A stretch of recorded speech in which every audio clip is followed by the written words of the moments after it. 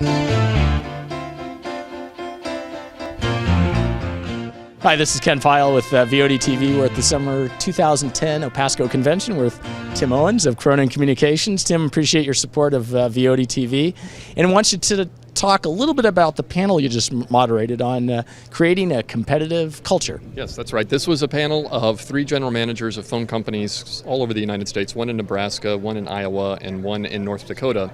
And they were talking about how they came in as new general managers and transformed the company culture to transition from the old phone company and the old symbols that went along with it to a more progressive organization that actually represented the products and services they sold to customers, with broadband kind of being advanced technologies. They want the company to look like that as well in all of their imaging, but also in all of their corporate processes. So we heard 30 ideas in 90 minutes. Each of the 3 panelists presented 10 ideas of what they thought were most mattered to changing their company culture, and gave the audience 30 new ideas to implement at their phone companies. Wow, so interesting, because in some sense, this transition to an IP association for OPASTCO, does that kind of mirror what you heard there? Absolutely. It really is more than just changing a process or two. It's really reinventing the entire organization and taking an inventory of all of the vestiges of the old phone company and turning them into something that reflects the products and services you're selling to customers. And that's what OPASTCO is doing as well. It's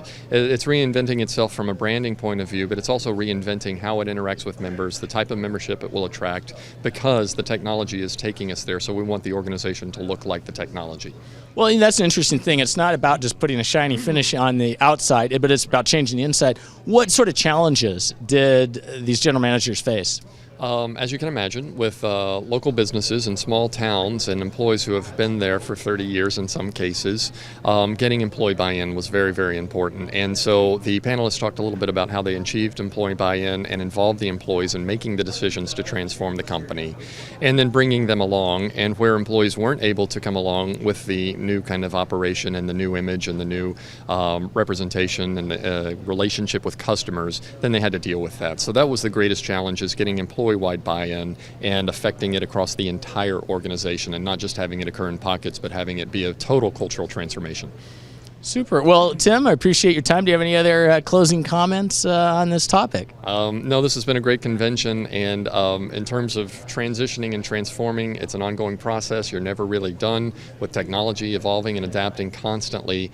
Processes and businesses have to change along with that. So, thank you. Super. Thanks, Tim.